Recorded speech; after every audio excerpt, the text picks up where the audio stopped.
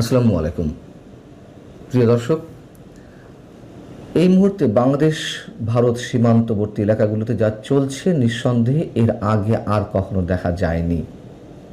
অবশ্যই এটি পুরোপুরি অস্বাভাবিক বিষয়। আমাদের কাছে ভারত থেকে গত কয়েকদিন ধরে যেভাবে শত শত মানুষকে অবৈধ বাংলাদেশি হিসেবে চিহ্নিত করে বাংলাদেশের ভেতরে ঠেলে দেওয়ার চেষ্টা করা হচ্ছে এবং তার প্রত্যেকটি ঘটনাকে আমাদের সীমান্তরক্ষী বাহিনী বিজিবি প্রতিহত করার চেষ্টা করছে। এর মধ্য দিয়ে প্রতিদিনই কোনো না কোনো অমানবিক দৃশ্যপটের অবতারণা ঘটছে আমাদের সামনে। অনেক মানুষ সীমান্ত এলাকার শূন্য রেখায় অবস্থান নিতে বাধ্য হচ্ছেন, যেন তাদের কোনো রাষ্ট্র নেই, কোনো দেশ নেই, কোনো বাড়ি নেই, ঘর নেই, একেবারে অস্তিত্বহীন কীট পতঙ্গের মতন অবস্থা তাদের। কিন্তু কেন ভারত এমনটি করছে, এর পেছনের কারণগুলো আসলে কি? ভারত আসলেই কি কোনো যুদ্ধ বাঁধাতে চাইছে, নাকি বাংলাদেশকে বিশেষ চাপের মুখে রাখতে চাইছে? বিশেষ চাপের মুখে যদি ভারত রাখতে চায়, তার পেছনের কারণগুলো বা কী? আমরা অবশ্যই সারা বছরই কম বেশি ভারত বাংলাদেশ সীমান্তগুলোতে এক ধরনের উত্তেজনা দেখতে পাই, সেগুলো চোরাচালানকে কেন্দ্র করে হোক বা যে কোনো কারণে হোক, এবং এর মধ্যে তো অবশ্যই প্রাণহানির নানান ধরনের ঘটনা ঘটে থাকে। কিন্তু এই মুহূর্তে যা চলছে নিঃসন্দেহে তা কোনো স্বাভাবিক বিষয় নয়, এবং এই অস্বাভাবিক বিষয়টি আমাদের সামনে আসে 2025 সালের দিকে, যখন কিনা ডক্টর মোহাম্মদ ইউনূসের সরকার বাংলাদেশে ছিল, এবং তখন বাংলাদেশ ভারত সম্পর্ক কেমন ছিল তাও আমরা জানি। সেই সময় একটি উত্তেজনাকর পরিস্থিতি সৃষ্টি হয় এই পুশিনকে কেন্দ্র করে, এবং ওই সময় প্রায় 2000 মানুষকে অবৈধ বাংলাদেশি হিসেবে বা অবৈধ অনুপ্রবেশকারী হিসেবে বাংলাদেশের সীমানা অভ্যন্তরে ঠেলে পাঠিয়ে দেয় বিএসএফ। আমাদের সীমান্তরক্ষী বাহিনী বিজিবি তারা তথ্য যাচাই বাছাই করে ওই মানুষগুলোর, এবং এটা সত্য কথা, দেখা গেছে তাদের প্রায় সবাই বাংলাদেশি। যদিও 126 জনকে, তাদের মধ্যে 126 জনকে ভারতীয় হিসেবে চিহ্নিত করা হয়। এটিও তো সত্য কথা, অস্বীকার করা কিছু নেই যে ভারতে অবশ্যই বাংলাদেশ থেকে অবৈধভাবে অনেকে গিয়ে সেখানে ঠিকানা গেড়েছে, আবার ভারতেরও অনেকে এদেশে অবৈধভাবে অবস্থান করছে, এটি সত্য কথা। সেটি আসিফ নজরুলের তথ্য অনুযায়ী 26 লাখ ভারতীয় নিশ্চয়ই নয়, তবে রয়েছেন অনেকে, সত্য কথা। এখন প্রশ্ন হচ্ছে যে ভারত কোনো ধরনের নিয়ম নীতি তোয়াক্কা না করে এই পুশিনের ঘটনা ঘটাতে চাইছে, এটি যদি কেউ বিশ্লেষণ করার চেষ্টা করেন যে এটি তাদের কেবলমাত্র সীমান্ত ব্যবস্থাপনা, একেবারে ভুল বিশ্লেষণ হবে। অবশ্যই এর সঙ্গে জড়িয়ে রয়েছে ভারতের অভ্যন্তরীণ রাজনীতি, তাদের যে নাগরিকত্ব এবং ভোটার তালিকা তা নিয়ে যে চলমান বিতর্ক, পাশাপাশি ভারত বাংলাদেশের যে সম্পর্ক, নিঃসন্দেহে তার অনেক কিছুই এর পিছনে কাজ করছে, এটুকু আমরা বলতে পারি। পশ্চিমবঙ্গে বিজেপির রাজনীতির অন্যতম একটি অনুষঙ্গ হচ্ছে যে তারা ভোটের আগে খুব জোরে সোরে বলে আসছে বা প্রায়ই বলে থাকে যে বাংলাদেশ থেকে অসংখ্য অনুপ্রবেশকারী সেখানে রয়েছে, তাদেরকে ফেরত পাঠানো হবে।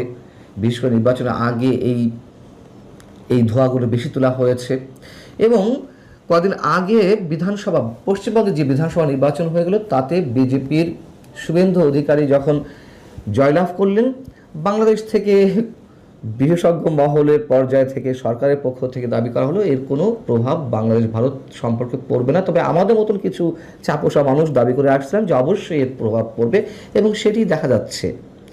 শুভেন্দু অধিকারী গত কয়েকদিন আগে যে দাবিটি করলেন তা হচ্ছে 4800 অনুপ্রবেশকারী, বাংলাদেশি অনুপ্রবেশকারীকে বাংলাদেশের মধ্যে ঠেলে পাঠানো হয়েছে, এবং আরও 836 জন এই মুহূর্তে ভারতের হোল্ডিং সেন্টার বা আটক শিবিরগুলোতে অবস্থান করছে। বহুদিন ধরেই বিজেপি দাবি করে আসছে যে ভারতের গুজরাট, মুম্বাই, আসামে অসংখ্য বাংলাদেশি অনুপ্রবেশকারী রয়েছে, এবং পশ্চিমবঙ্গেও যে রয়েছে সেটিও তারা তুলে ধরার চেষ্টা করছে, এবং দাবি করা হচ্ছিল নির্বাচনের আগে যেটি বললাম যে বিজেপি ক্ষমতায় এলে তাদেরকে ঝেঁটিয়ে বিদায় করা হবে।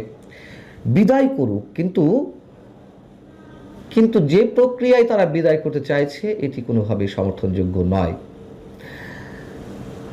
প্রথমত, পশ্চিমবঙ্গের মুসলিমদেরকে ধরে নেওয়া হয় যে তাদের সবাই তৃণমূল কংগ্রেসের ভোটার, তাদের ভোটগুলো মানে তৃণমূল কংগ্রেসের ভোট ব্যাংকেই পড়ে।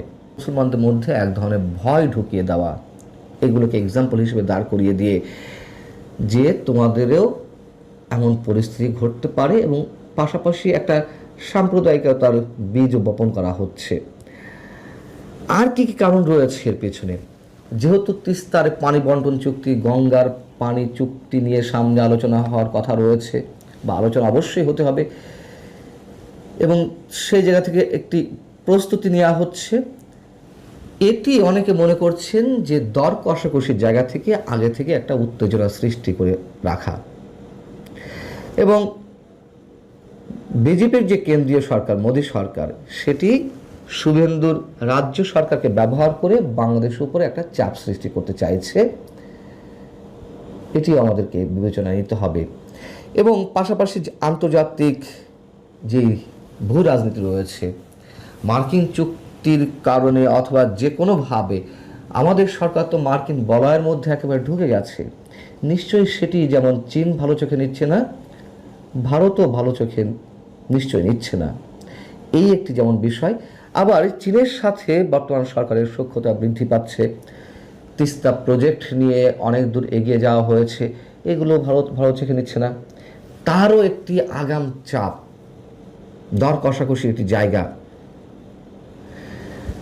আমাদের স্বরাষ্ট্রমন্ত্রী সালাউদ্দিন আহমেদ অবশ্যই খুব যৌক্তিকভাবে একটি কথা বলেছেন। তিনি বলেছেন যে ভারতের কেন্দ্রীয় সরকার জাতীয় পরিচয়পত্র যাচাইয়ের মাধ্যমে কোনো তালিকা পাঠালে আইন অনুযায়ী রিপ্যাট্রিয়েশন বা প্রত্যাবাসন প্রক্রিয়া অনুসরণ করা হবে, কিন্তু এখনো পর্যন্ত তেমন কোনো তালিকা বাংলাদেশ সরকারের হাতে ভারতের পক্ষ থেকে আসেনি।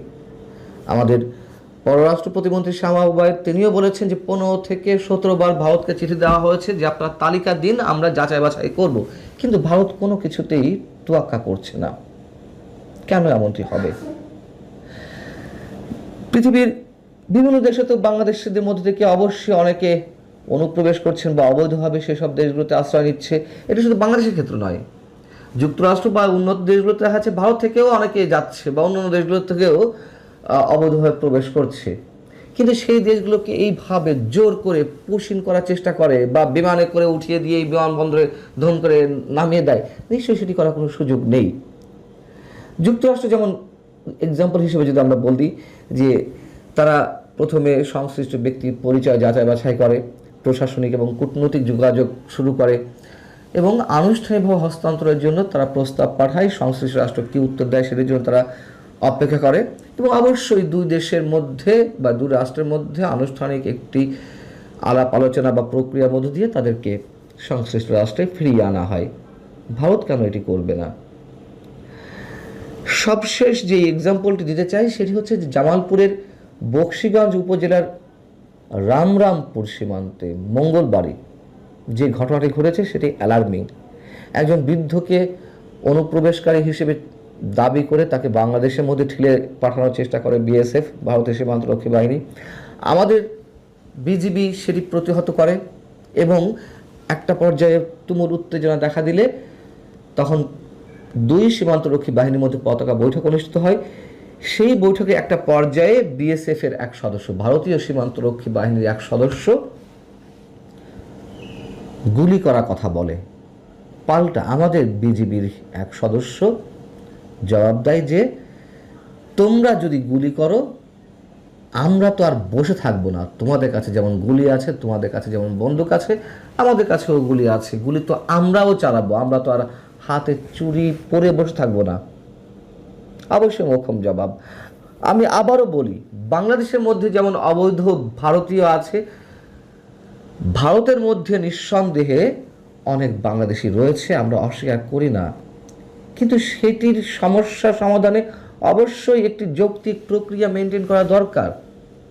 এটি হতে পারে না ভারত যেই কাজটি করছে। এবং আরও অনেকে বলার চেষ্টা করেন একেবারে হালকা গোছের কথা, নাকি এর মধ্যে অন্তর্নিহিত কোনো তাৎপর্য আছে আমি জানি না। অনেকে বলছে যে